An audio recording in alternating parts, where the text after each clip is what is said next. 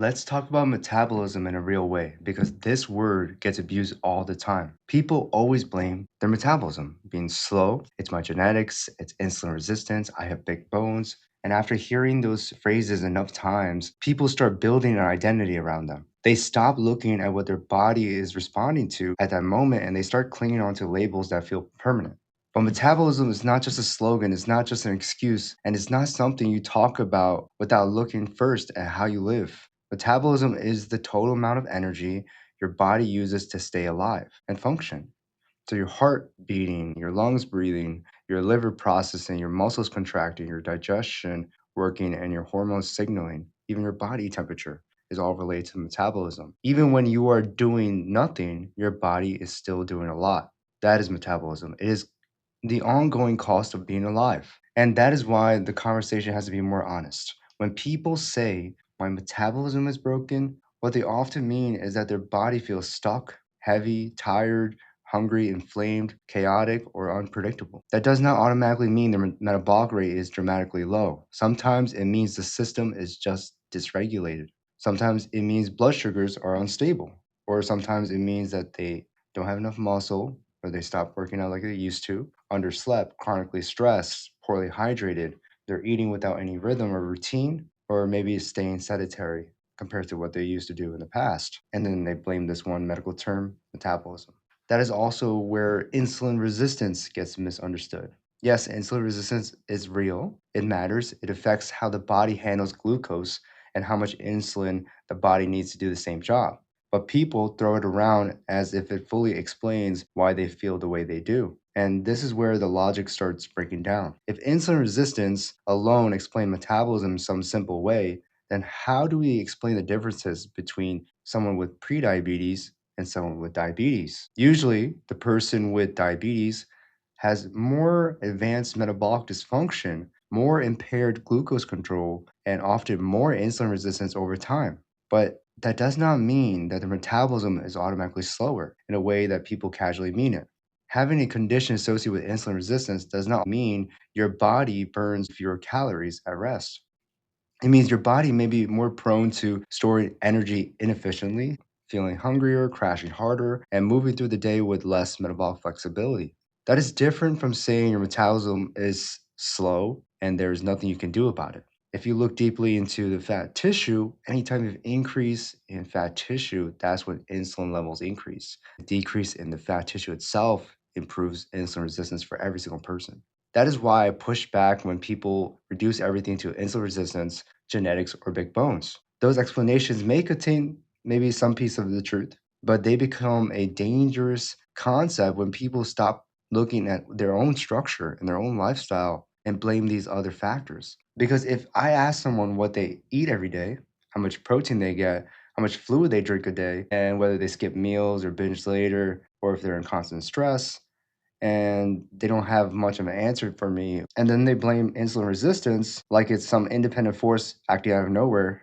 It doesn't make sense. The body is responding to patterns. So the better question is not just, do I have insulin resistance? The better question is, how does insulin resistance affect the way I need to structure my life around food, movement, sleep, and rhythm? That is the real conversation because insulin resistance does not become someone's identity. It should become a reason to become more intentional with what they do, how they eat, how they sleep. If your body is more insulin resistant, then structure matters even more, not less. You look at other factors that can improve insulin resistance. Meal rhythm matters more, protein matters more, fiber matters more, hydration matters more. Preserving muscle can also improve that. Reducing long gaps of chaos followed by oversized meals matters more. It does not mean you are doomed. It means the margin for disorder is a little smaller and the value of consistency is higher. And that is true for a lot of metabolic issues. People hear a diagnosis and immediately translate it into helplessness. If your body is showing signs of impaired glucose handling, then you do not need more shame. What you need is more rhythm. You need less random eating, less all or nothing restriction, less pretending coffee counts as nutrition until 2 p.m. and wondering why dinner turns into a huge event where you just eat everything. One example is I'm from an Indian family. My uncles, my aunts, they all have diabetes. And my dad, He consistently works out. He consistently takes care of himself, works on his diet as well daily, and he has no indicators of diabetes, but the rest of his family does because they never focused on the structure around food or exercise like he does. It's not that he was genetically prone to it, it was just the lifestyle that his family members lived put them at risk for diabetes. If you do not eat with any consistency, if you drink almost no water, if you live off convenience foods, or if you sit all day and you sleep poorly, and even if stress runs your life, then yes, insulin resistance can become part of that picture because all those factors can increase it. Now let's step back and define metabolism more clearly. The biggest part of your daily energy use is your basal metabolic rate, what we call BMR. That is the energy your body uses just to keep you alive at rest. If you stayed in bed all day, never exercised, your body would still burn energy. Your organs alone cost a lot of energy to function. Your brain costs energy, your heart costs energy, liver, your lungs, everything. That baseline is always there. Then you add daily movement, digestion, physical activity as tolerated, even posture, chores, all the tiny emotions that fill a day. That is why metabolism is not just one number, it is an entire living system. Also can matter here. And that is the reason why men often appear to have faster metabolism on average.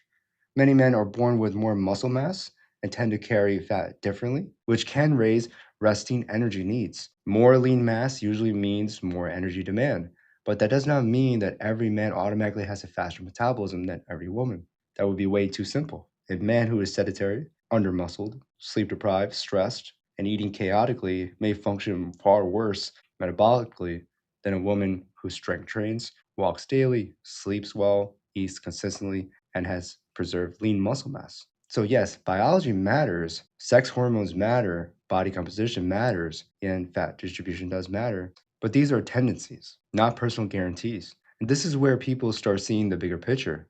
That is why daily structure matters so much, because structure changes outcomes. When people eat with rhythm, hydrates better, gets enough protein, include fiber, moves regularly, preserves muscle, and sleeps more consistently, the body usually becomes easier to manage. Hunger becomes more predictable. Cravings calm down, energy improves, blood sugar tends to swing less widely, and that can improve your insulin resistance. The body becomes less reactive.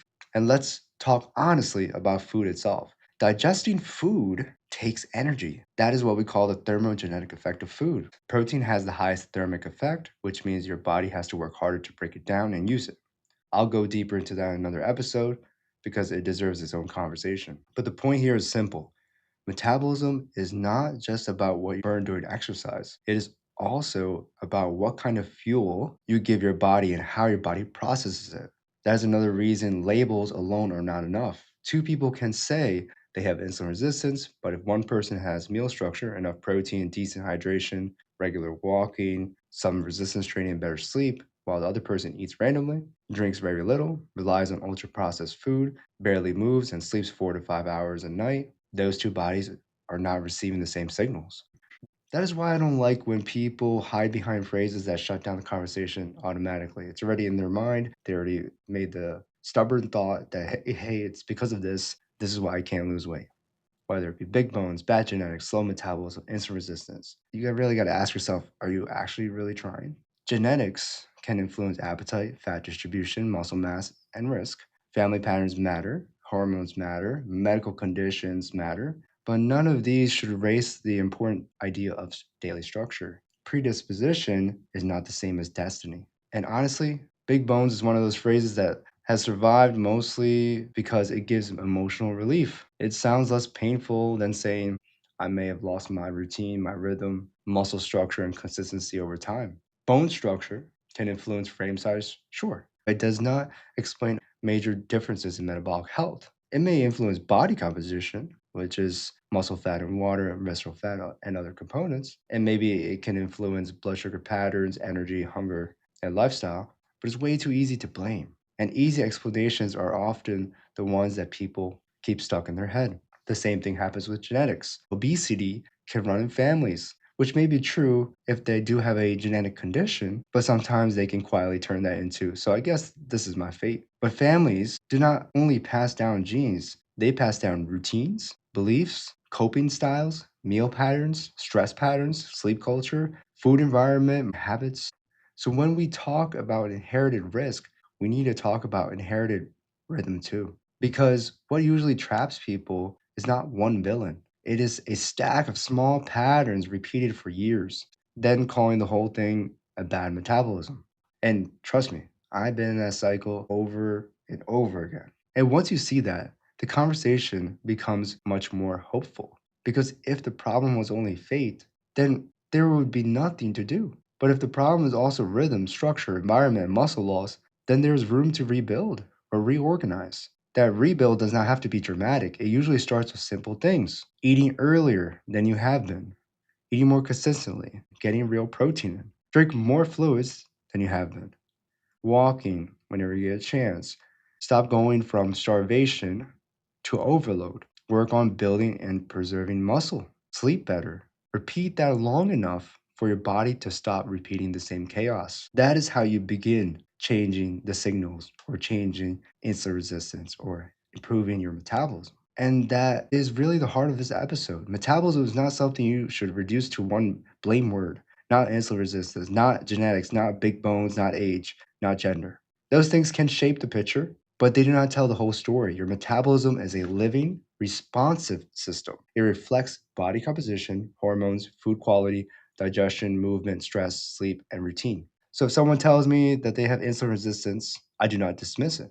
I take it seriously, but then I want to know the whole story. How does their breakfast look like? Their lunch? How much protein are they getting? How much liquids are they having? Did they go all day without structure and then try to behave at night when biology is already louder than your willpower? Are you moving at all? Are you sleeping, preserving muscle? Because insulin resistance does not just change lab numbers, it changes how important structure becomes. And if you understand that, the diagnosis stops being a sentence and starts becoming a strategy. So, no, your body's not automatically broken because you have insulin resistance. And no, saying it out loud does not explain everything. The more useful question is this: if your body is more prone to instability, what kind of rhythm would help it feel safer, steadier, and easier to manage? And this is where change begins, not in blame, not in labels, in structure. And once you understand that, you stop talking about metabolism like it's some mysterious curse hanging over your life and seeing it in a way for what it actually really is, a system that responds to what you do repeatedly. And, some people may say,